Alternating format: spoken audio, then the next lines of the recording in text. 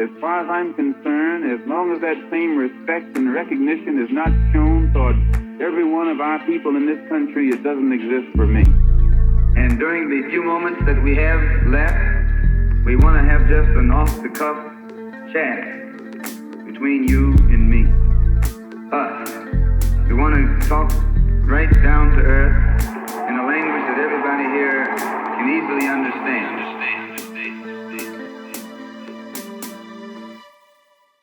And welcome back to another episode of The Malcolm Effect. Super excited to be in conversation with two of my friends, both of them Christian, but the person we're interviewing today is Xtian, also known as Comrade Yami. Super excited, a bit of a different episode, I guess, because Comrade Yami has recently released a short film, a horror film, which is absolutely amazing. I'm going to leave the link to the episode in the episode description, to the film actually, and you can check it out. Welcome onto the Malcolm Effect, finally. Thanks. Thank you for the introduction. You're too kind. I'm more honored to be here than anything. Like Christian and Nah. are two Congratulations. brothers. Thank you. Congratulations. The film is dope. I gotta be honest. I'm not the most art kind of inclined person, but I recognize talent when I see it. Yeah, I recognize talent when I see it. So it was a very process. Vision. Exactly. So you know what? I'll just ask you. How did you get into film? Like, talk us through that, man. What's the kind of trajectory? Why have you got into film? Talk me through it. Tell me about you, man. Awesome. Yeah, my name is Christian. I go by the artist name Yami, Comrade Yami. It's funny, and I feel like people on this who listen to this will appreciate this. I feel like I got in through film. Like, I'm not one of those people that will say like, oh, like, yeah, I've been making movies since I was 8. Like, when I got to college, I was pretty like, oh, I don't know what I want to do, and I definitely knew I wanted to do something like in the humanities or something kind of like cerebral. And my trajectory, how I would articulate it, was that I took like an elective film course, like a film studies course. And I don't know, I was just really, really blown away at that time, you know, a freshman in college, really open-eyed and just really fascinated by this class and my professor that was sort of like, we were looking at, you know, films that I otherwise would not have really seeked out, just to name a few. Like, I remember that in this course, we screened like Killer of Sheep by Charles Burnett and Julie Dash. And I think my work has become something else than those filmmakers, but just seeing, you know, Julie Dash and Charles Burnett are two like Black American filmmakers from the 70s that definitely made work, for lack of a better term, of a more like radical sort of counter aesthetic. And so, yeah, nice. Being like 18, 19 exposed to that, it just like kind of opened new doors for me in my head. And at first I was in a pipeline program to actually send like underrepresented minorities into academia. So Nice. I actually, in 2016 or 2017, I would have told you that, yeah, I want to like get a film PhD and study films.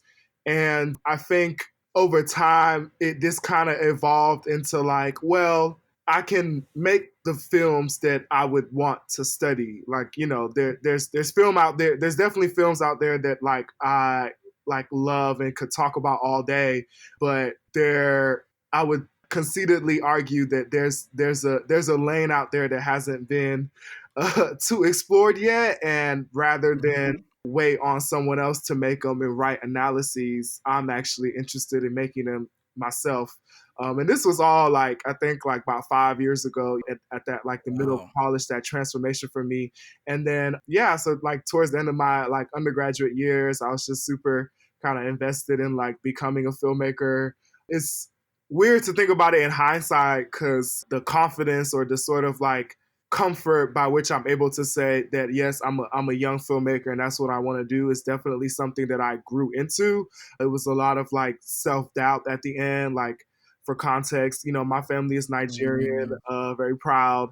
I was born and raised in the States, but my family comes from like the Niger Delta. And if you know anything about Nigerian history and whatnot, that's a particularly like underdeveloped region of the country. And I grew up like pretty comfortable, pretty middle class, but no one in my family does anything like this. Like, I was mm, never exposed to this being like an option until I became much older. So over time, I got more comfortable with the idea. I pretty kind of, in hindsight, just boldly just like moved to LA the day after graduation. I was wow. going to school in the Bay Area, so it wasn't like that crazy of a move. But I moved from the Bay Area to LA like literally the day after I graduated college 3 years ago. It'll be 3 years on the 18th. So we're coming up on that anniversary. And Mhm. yeah, I moved here. Didn't have no job lined up, and I'm not the kind of person that like I'm just not good with like a 9 to 5, and like I'm just not good Yeah, like doing what I don't want to do. a So true creative. yeah, I guess I know. Like it's that's no, it's some truth to that. Like I just like I don't really like working for other people or just being tied down to one space. But I started off as a production assistant, actually in commercials. And like what a production assistant or PA is, they're like basically the way I tell people kind of crudely is that they're the ones who do everything that needs to get done, but is below everyone else's pay grade. So you are like, Mm. truly like a grunt worker, like on set, so to speak. And I actually started off in commercials because that's just like the first people who gave me a chance. They were in the commercial world and mostly worked in commercials. I've done a couple movies and TV and so it's been a lot of just trying to survive COVID. I'm not gonna make this a COVID episode, but that sucks to say the least, and made stuff hard, like surviving in LA is not a very LA's not for the weak. Is what I'll say. It's interesting. Like it's a very beautiful place, but it's also a very like cutthroat city in a particular type of way. But I've been able to survive. I've been able to make it out here and pay my bills. And yeah, about almost a year ago, about like last year September, I came upon this grant opportunity from the Dolby Institute, actually. Mhm. If for those who don't know Dolby, they make like screening technology. Like I don't know if you Mm. ever go to like an AMC, but those Dolby theaters, basically, child, I should explain this better. But basically, it's like they offer like higher end like theater experience, and they also are bringing that experience into the home. So they make the sound better, and then the visuals, the picture quality is more dynamic and can hold more information. And they were doing this kind of like grant program where they basically wanted to expose young, more or less minority filmmakers to their technology.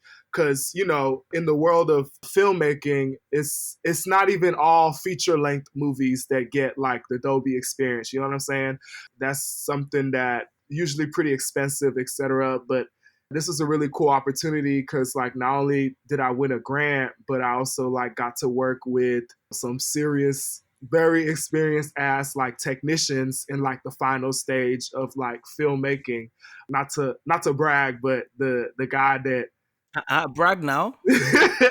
like, like before, when they were coloring my film, they had just got done like doing the Batman. So it was like, Wow. yeah, like you working with like the best Wow.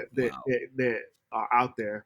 But yeah, I don't know. Just to summarize, No, thank you so much for that. Yeah, yeah. no, thank you. Yeah, I just fell in love with like movies. Like I just like it just from what they can mean intellectually to like just making them is very like challenging, and like making a film is very like intellectually stimulating and challenging. And like it's not just like a brain challenge, it's like it's a craft challenge too. Like it's just like, yeah, I don't know, I'm just like kind of obsessed with the totality of like filmmaking personally. Yeah, so back to, the short film that you were able to direct with this grant, you chose to make a horror film. The film is called Hunted. So could you explain this genre of horror and what aspects, theoretically or whatnot of the genre, draw you to it as a creative medium? Great question. Great question. Yeah, I love horror. I'm like a horror evangelist. Yeah, like once I got into film, and I would, also clarify that I definitely watch like non-horror movies. I'm familiar with the canon, et cetera, et cetera. But I found myself drawn to horror movies on like just multiple, once again, in their totality. One, personally, like I just feel like they're fun to watch.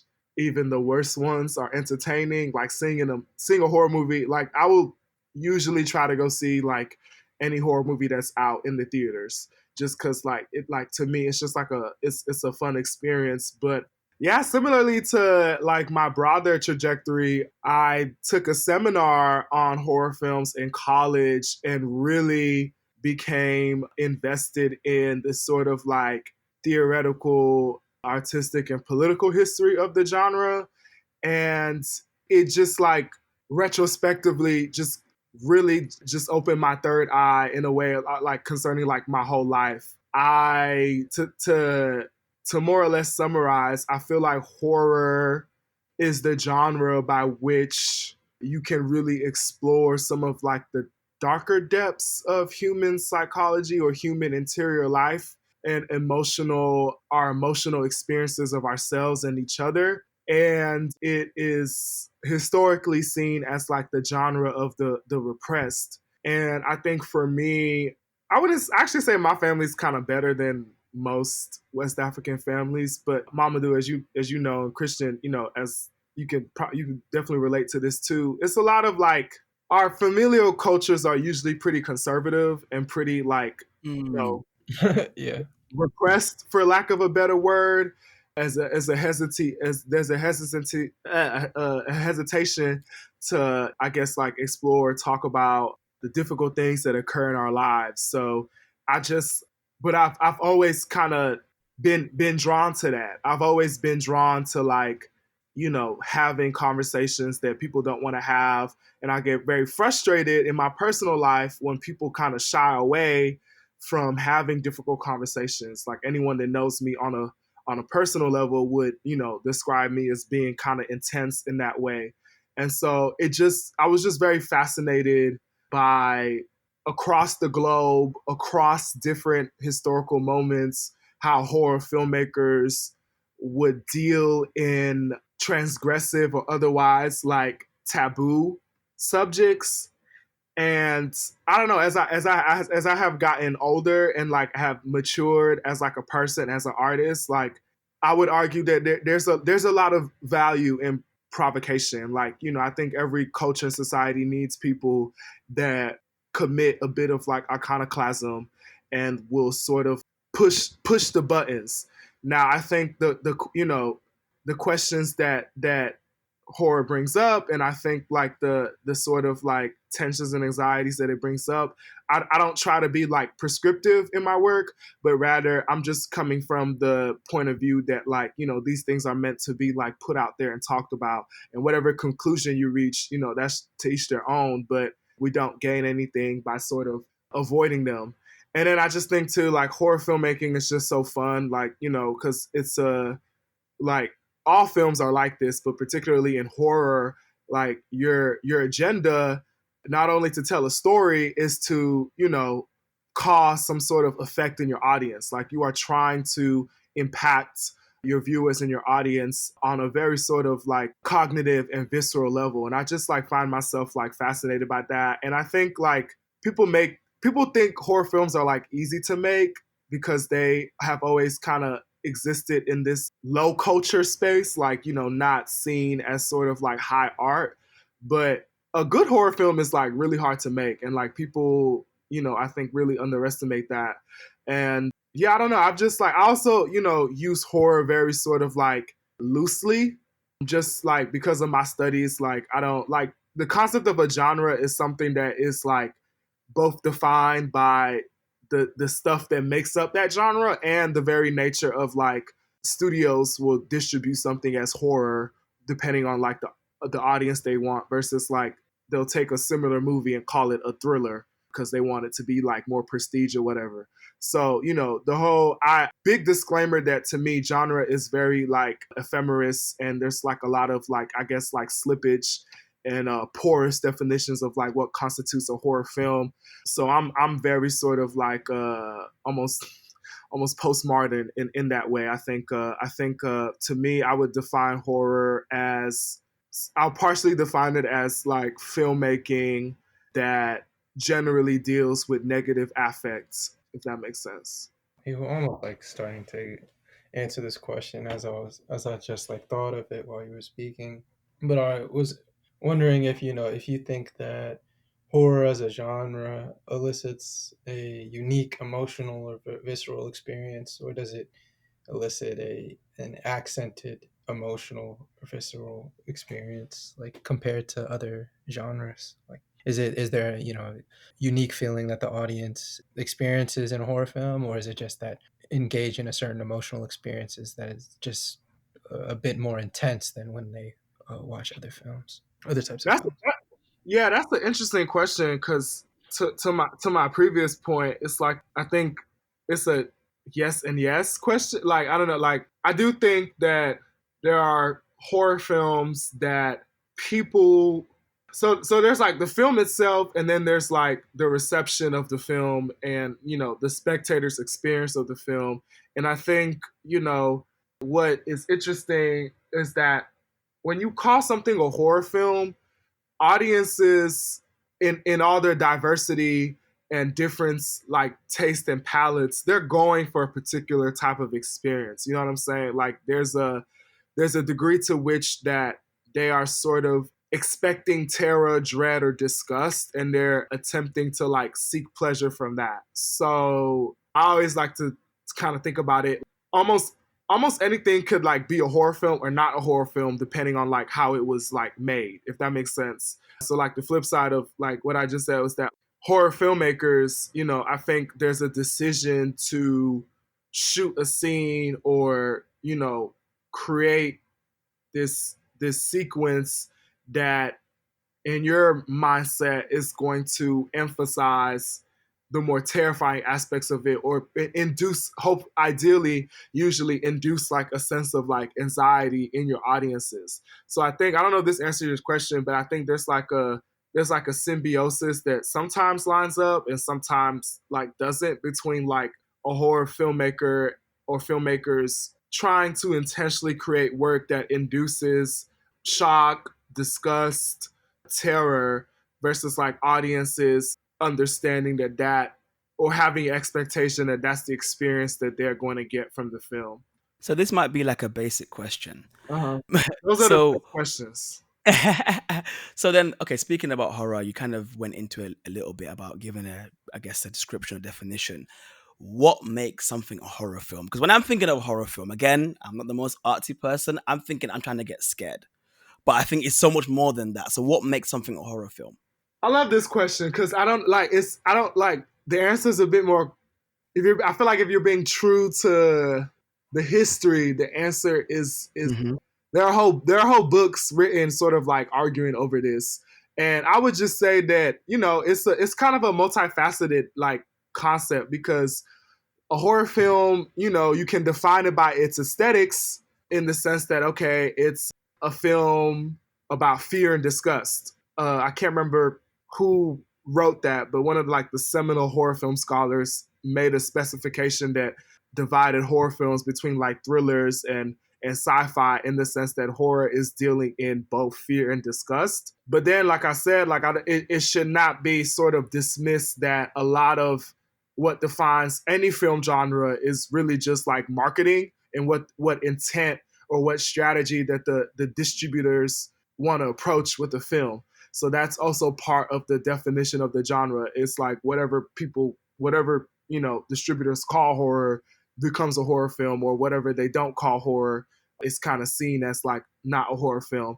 But I feel like a horror film can sort of be described as a film that deals in provocative or transgressive subject matters with the intent of generating any combination of what would be considered negative affects in viewers. So fear, disgust, envy, terror, shock.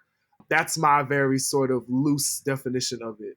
So I do want to, get into your actual film.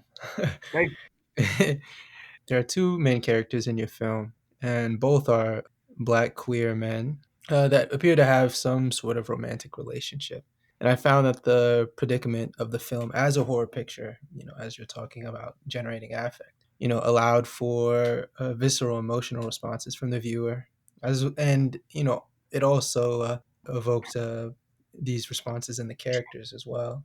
In many ways, the various aspects of a relationship, specifically romantic in nature, but not always limited to such, were brought into examination by these intense emotional conditions of the film's plot. Was there any intentionality in the way that you chose to depict the relationship between these characters given their identity? Yeah, I think, well, just to back up a bit, make sure I'm like understanding the question. I Hunted is like intentionally, it's this I'll call it an attempt to like achieve like a sort of surreal horror exercise where essentially it's about a sort of like tumultuous relationship between two black gay men, and it's sort of, I'm not gonna say message, but what it's trying to sort of embody is the fact that like it can be very difficult to have like a healthy relationship with someone if both of y'all experience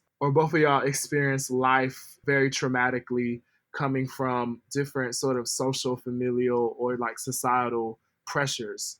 And so yeah, like the two main characters, the idea is that they're like a couple and they are sort of thrown into like a sort of hyper literal worst nightmare. And rather than sort of like getting along and making it out of there, I try to sort of play up the fact that even in this life or death situation, they still arguing about shit. So is that like on track to Yes, what? yes, yes, Yeah. yes. So, additionally in the film, usually in horror films, or oftentimes in horror films, we see like a variety of different monsters: vampires, werewolves, Frankenstein. What was the reason that you decided to choose the cannibal as the monster in your film? Yeah, I think a lot of like the subtext of the film is very sort of like erotic. It should this be like spoiler? I don't really care, but Yeah, it's all up to you. So yeah, there's like I think it's like the fourth scene, the figure of like there's the figure of like the sadistic hunter in the film is supposed to sort of like embody Andre, the shorter character's fears of like sort of sexual violence and those type of experiences. And conversely, like throughout the film, you have, Zane sort of like bear witness to like other people, being desired and consumed, and him, sort of being excluded from that. So I think like there is like a strong, or I did intentionally kind of have like a strong sort of like erotic subtext to the film. And I think in the context of horror, I find myself like drawn to the cannibal. Well, because like, monstrous figures in horror, they're typically utilized as sort of metaphorical or sort of they're always sort of like each of them, have like I think different sort of artistic and historical themes that they sort of animate.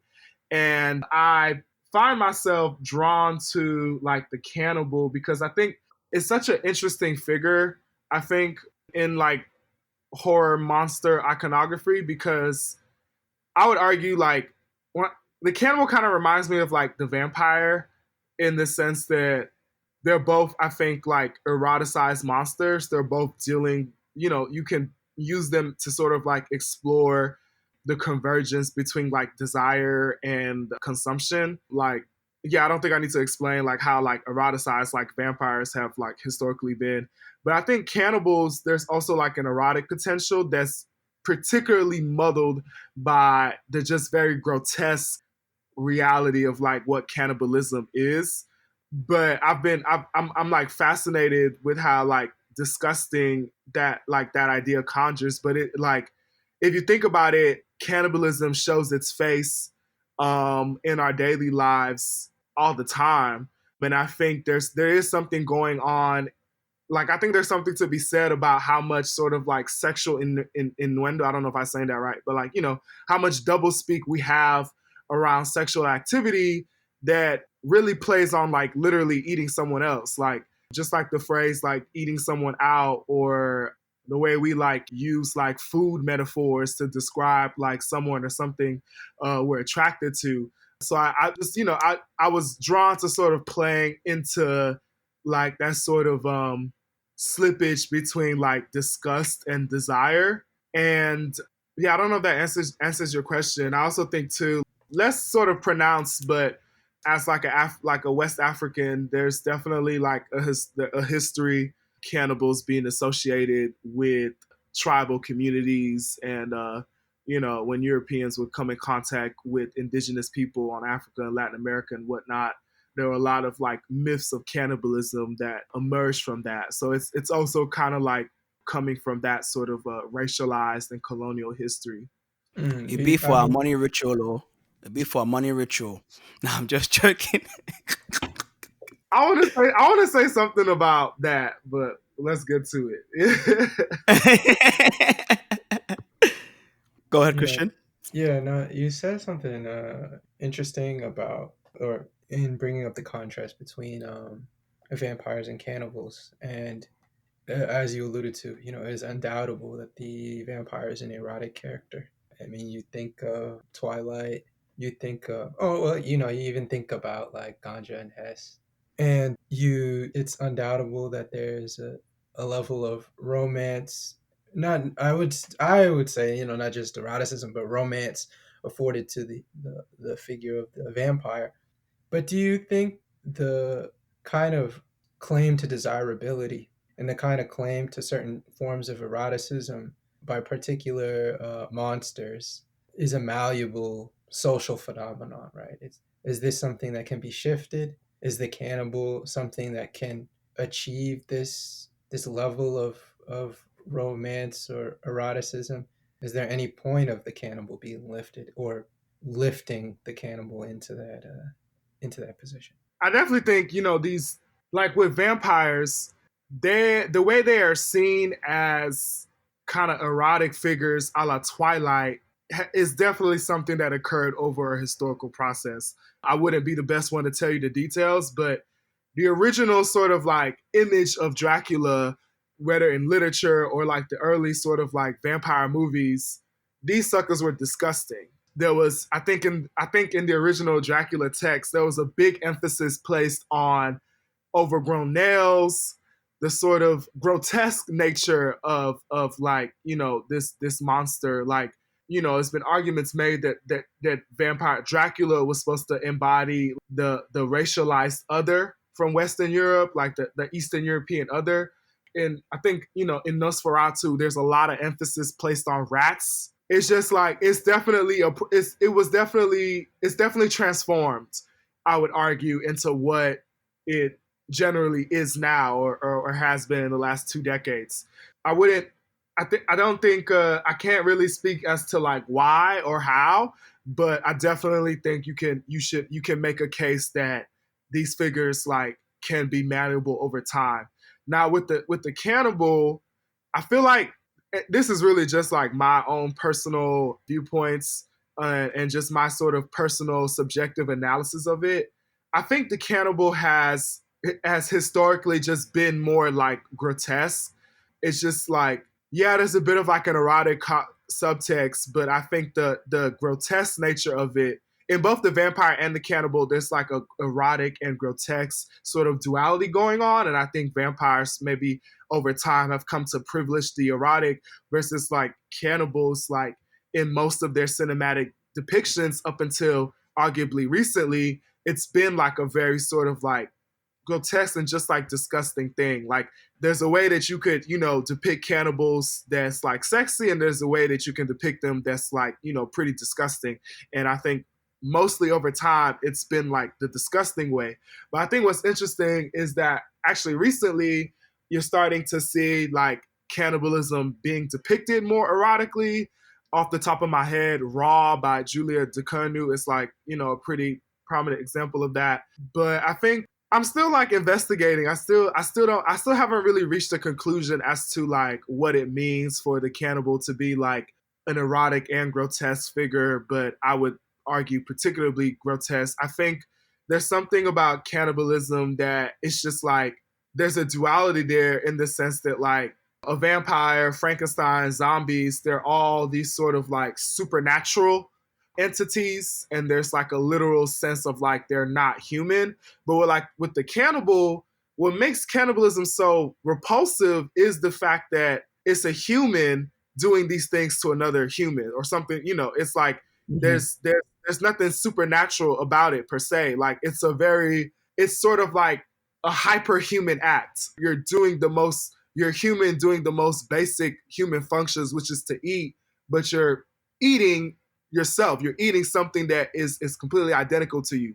So I think I think it's fascinating how like rather than a supernatural monstrosity, it's the very humanness of cannibalism that's like repulsive to us. I'm sure I'm not equipped to make this argument yet, but I am sure there's something to be said about that. And it's racialized in colonial history, if that makes sense. And I think like why for me I like to, go through these routes of cannibalism is that I like to depict eroticism and romance, but personally invested in the more darker and troubled aspects of it, which I think the cannibal makes like way more profound and more apparent. Mm-mm. Yeah, I can think in your film to the very beginning scenes, where the paint is dripping on, is it Andre's body, with the bondage gag My in his favorite scene. I'm so glad you caught that because that was very, and that was like Yeah, exactly yeah. trying to do like, they're like even when you're writing a script, there's some stuff that you can't really see yet, and then there are moments where it's like this is gonna be in this movie, and I was very sort of like in this. So what's going on, if it wasn't clear, is that you have this sort of, I think it's like a match cut where these hunters they pull out. I call them hunters, but the masked men they pull out like they're like terrorizing this victim, and it's kind of alluded to that one of them is sort of like jacking off in front of him, so like violating him in that way. And then it jumps cuts to inside the shed to blood falling on Andre's face, almost like a money shot.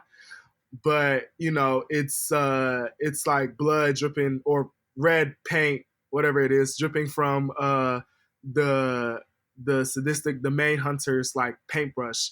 And yeah, that to me was just like my attempt at really sort of breaking down this boundary between like horror, like horror and like erotic or even pornography. A really seminal essay that I read in college by Linda Williams. She talks about like the body genres, the genres of excess, and she makes a sort of like connection between like horror, pornography, and melodrama as being like genres that are invested in bodily excess and bodily fluids. So blood for horror, like semen and vaginal excretion for like pornography, and like tears from melodrama. And what I find like interesting about that, and what I try to do in my own work, is really just kind of like trouble the distinction between the three intentionally. Obviously, I'm most invested in like horror, but I find it interesting to sort of like arouse people and also scare them at the same time. That's something I was definitely trying to do with the film. And yeah, just sort of like really making our bodies reconsider like the division we make between like these different like feelings. Yeah, do you think the erotic and horror both share an ability to evoke visceral bodily responses from its viewers? Yeah, they can like definitely. And I think that's what they deal in. Like that's their almost like agenda, if you will. But what I try to do in my work is just like I think I'm not like making things up or not I'm not too far fetched to sort of like argue that it's just so interesting how like our mind like or just like culturally like we make a big difference between stuff that is disgusting versus stuff that is like desirable. But I think there's a way in which like the bodily responses to those aren't like that different. I don't know if that's making sense or that's you Yes, follow what I'm yes. No, absolutely. I had like this. This is kind of the question I wanted to close out with. And it does relate to, and I believe it relates to, what you're bringing up about desirability. But there was a scene in there where the line was spoken, "You were chosen, I was thrown away," and this is one of the most emotionally charged scenes in the movie, and it occurs during one of the only moments of extended dialogue. Could you tell us more about the significance of this line and how it approaches the topic of envy, as pointed out in the description of your movie, and potentially discussions of desirability? Yeah, definitely. What is kind of generally or how I like originally conceived the movie is that so the main character Zane, he is someone that you can describe as his biggest fear or his experience of homophobia and that form of violence has been through like commute like sort of being like an outcast in the context of like a big group. Like I kind of wrote him as someone who, he grew up in a big family and is pretty close to them, but because of the fact that like he has all this family around him and there's just strong communal spirit, him being different in this type of way has always sort of like resulted in alienation for him. So he in response to the sort of intense alienation he experienced growing up, he always he has found himself Zane has found himself like wishing for and craving like that desire from a group that he's also like very afraid of. So like throughout the film, I like his biggest fear is like this whole like mob. His biggest fear is like this entity of like a mob that is terrorizing and consuming desirable subjects. And he's just in this weird psychosexual state where he's like afraid of them, but also like wants to be one of them and wants to be like desired by them. And I would argue that this is in a lot of ways like a very common experience amongst like queer men. I think not to get too Freudian, but yeah, we have a lot. It's very common for us to have like childhood experiences of seeing the group, like being amongst a group of boys, but feeling very, very different from them and feeling like ostracized, whether it's amongst your cousins or amongst your brothers, or, when you make it to like school and stuff, like feeling ostracized by like, your own community. And there's this I think particular sense of envy of like, you want to like be with them, like sexually, like, you want to like have like you want to be chosen, if you will, and then you also just want to be like a part of the group. So that kind of manifests itself in Zane. And his contrast, Andre, is someone that how I sort of conceptualize his character is that, well, he has like been someone that has been chosen or been desirable, if you will. But being desired in and of itself isn't necessarily a positive thing, isn't like necessarily always like something to sort of like strive for, something to really envy, in the sense that with Andre, how I wrote his character was someone who he didn't grow up around family. He was left alone a lot. And maybe that made him very vulnerable to a particular type of violence with the older family member because of lack of supervision and because, he didn't have anyone around to sort of look after him.